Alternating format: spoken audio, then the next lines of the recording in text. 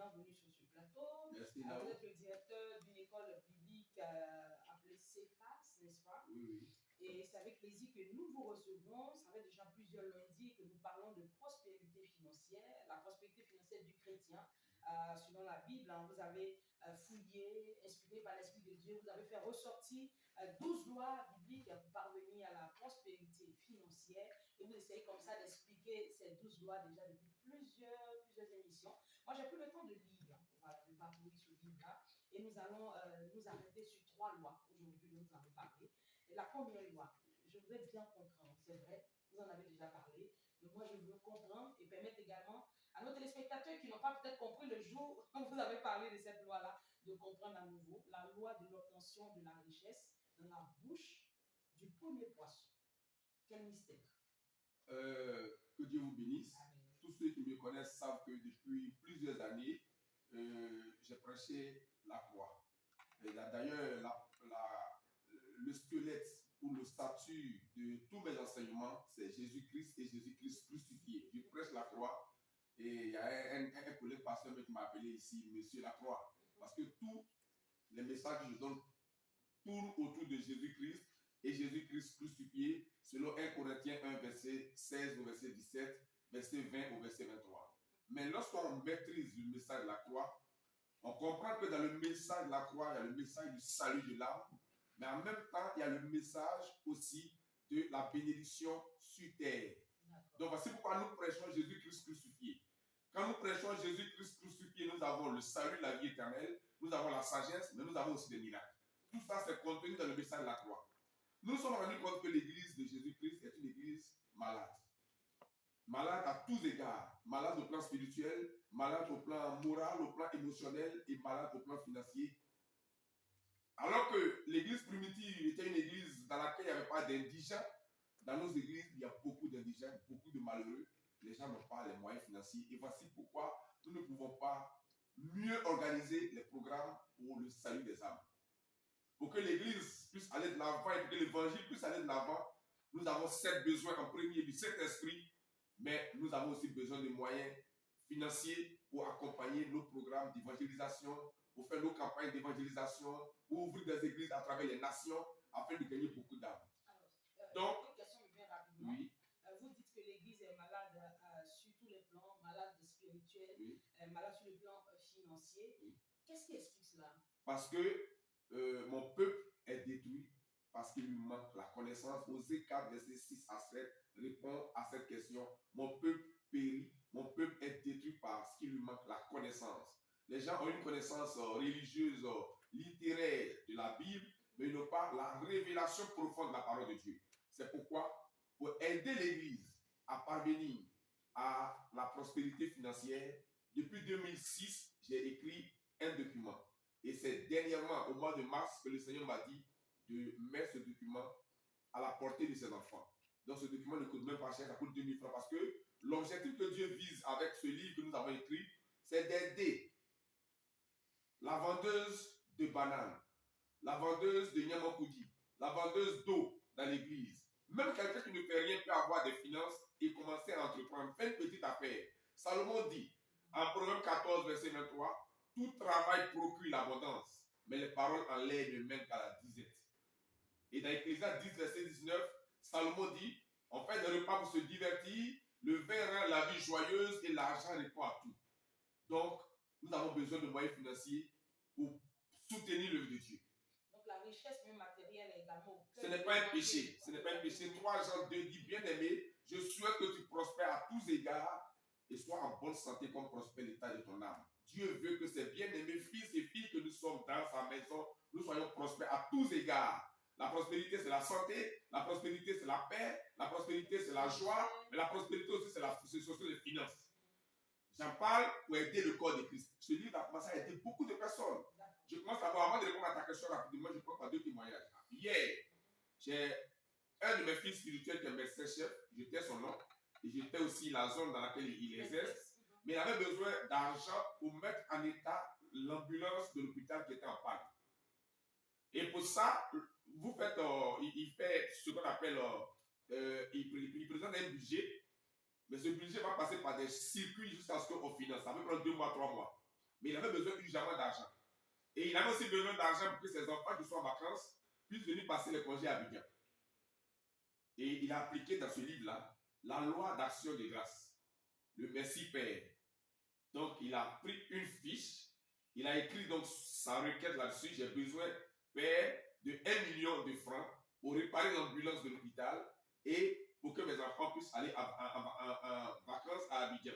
Et il a attrapé donc sa fiche qui portait sa prière et il est resté en prière en disant seulement merci Père. C'est la loi d'action de grâce. Merci Père pour les 1 million que j'ai. Et il y a un fondé de pouvoir qui est venu là-bas et le fondé de pouvoir lui a demandé seulement le lendemain, qu'est-ce que tu veux? Tu veux combien? Il dit je veux 1 million. Et le témoignage c'est que hier il m'a appelé pour dire le témoignage c'est que le fondé de pouvoir lui a décaissé rapidement 950 000 francs, c'est-à-dire 1 million. Et donc l'ambulance sera réparée et les enfants viendront à Abidjan. Le temps que le budget puisse être déposé sur le compte pour qu'on puisse le fondé de pouvoir entre dans ses fonds. Donc c'est aussi simple que ça. Non, mais c'est simple, c'est parce que. Il y a une disposition particulière. Non, le livre est très clair. Les 32 pages du livre expliquent les dispositions qu'il faut avoir. C'est parce que, excusez-moi, nos collègues pasteurs, les prophètes, et les hommes de Dieu ont trop mystifié Dieu. Ils ont trop compliqué l'évangile. Ils ont trop mystifié Dieu. Ce qui à notre portée est devenu quelque chose qui est très loin de nous. Il faut des acrobaties, des jeûnes, il faut des actions prophétiques. On n'a pas fini pour arriver à saisir certaines choses. Or, pour répondre à ta question, lorsque à Capernaum, en Matthieu 17, verset 24 ou verset 27. Je relis rapidement la loi dont j'ai parlé. La loi de l'obtention de la richesse dans la bouche du premier poisson. Oui. Mais ces choses n'ont pas été écrites pour nous raconter des histoires de la puissance de Dieu en Jésus-Christ. Dieu est puissant, Jésus est puissant. Ces choses ont été écrites pour notre instruction. L'apôtre Paul le dit en Romains 15, verset 4. Tout ce qui a été écrit pour notre instruction. Afin que par la patience et par la consolation que donnent les Écritures, nous possédions l'espérance. Donc Jésus à Capernaum, il va payer ce qu'on appelle les 2 drachmes. Il doit payer le tribut, l'impôt. Et Jésus dit à Pierre, va à la mer, jette la meçon dans la mer, prends le premier poisson, ouvre sa bouche, et tu trouveras un stataire, ce qui correspond à 2 drachmes. Soit le stataire va payer l'impôt, un pour toi et un pour moi. Comment Jésus a-t-il pu sortir l'argent dans la bouche d'un premier poisson en donnant des ordres à Pierre et à Simon-Pierre? Je ne suis pas en train de dire qu'il fallait apprendre et puis être un pêcheur, jeter la meçon dans la mer, prendre un poisson pour ouvrir sa bouche. Vous ne trouverez rien dans la bouche des poissons naturels que nous mangeons. C'est un mystère. Un jour, il avait besoin de 450 000 francs pour régler mes charges. J'étais prêt à prier comme on nous a enseigné. Prier, c'est demander quelque chose à Dieu. Et au moment où je voulais demander, le Seigneur m'a dit, lorsque Jésus devait payer le tribut, l'impôt, il a dit à Simon-Pierre d'aller jeter la meçon dans la mer et de prendre le premier poisson, d'ouvrir sa bouche, il trouverait un stataire qui correspond à 2 drachmes. Et c'est comme ça que Jésus a payé l'impôt. Alors le Seigneur m'a dit clairement, je t'explique aujourd'hui ce que c'est que le premier poisson et tu vas l'appliquer pour obtenir les 450 000 francs. Le témoignage est là, j'ai eu 550 000 francs en moins d'une semaine. Et j'ai réglé toutes mes charges. C'est comme ça que je vis. Quand la Bible dit que le juste vit par la foi vient de ce qu'on entend et ce qu'on entend vient de la parole de Christ. Mais la parole de Christ révélée par le Saint-Esprit. Si Dieu vous donne la révélation de la parole, vous l'appliquez, ça marche. Donc, le premier poisson, c'est simple. Lorsque en Luc 5, verset à 10, il y a eu la pêche miraculeuse, Jésus a dit à Pierre au verset 10, ne crains pas car désormais, je te ferai pêcheur d'hommes. Dans la réalité, le monde que nous voyons est un océan. Je ne peux pas tout expliquer, je peux tout démontrer. Le monde que nous voyons est un océan et les êtres humains que nous sommes dans le monde sont des poissons. Jésus a donné une parabole d'un filet qui est jeté dans la mer où on prend les poissons, on s'assoit sur le rivage et on trie. On jette les bons poissons, les mauvais poissons dans l'eau et on prend les bons poissons. Donc, nous sommes des poissons. Et si tous les hommes sont des poissons dans l'océan universel, le premier des poissons, c'est dans Colossiens 1, verset 17 à 18 qu'on voit cela. Le premier des poissons, c'est Jésus lui-même. Il est le premier né d'entre les morts, afin d'être en tout le premier. La première créature vivante de Dieu, c'est Jésus lui-même. Donc, si les hommes sont des poissons, le premier de tous les hommes, le premier né de tous les hommes, surtout les chrétiens, c'est Jésus lui-même qui est la tête du corps de l'Église. réalité, le premier poisson, c'est Jésus lui-même. Et donc, quand il dit à Pierre, ouvre la bouche du premier poisson, ça veut dire ouvre la bouche de Jésus. Donc, c'est dans la bouche de Jésus que se trouve notre richesse. Donc, j'ai dit simplement, après cette révélation, Jésus-Christ, premier poisson, j'ai besoin de 450 000 francs pour payer, pour régler mes charges du mois. Ouvre ta bouche et donne-moi les 450 000 francs. Et lorsque j'ai fait cette prière, à partir de la révélation, je l'ai simplement dit seulement que merci Seigneur pour les 450 000 francs dessus. Donc, j'ai combiné deux lois. La loi de l'obtention de la richesse de la bouche du premier poisson et la loi d'action de grâce.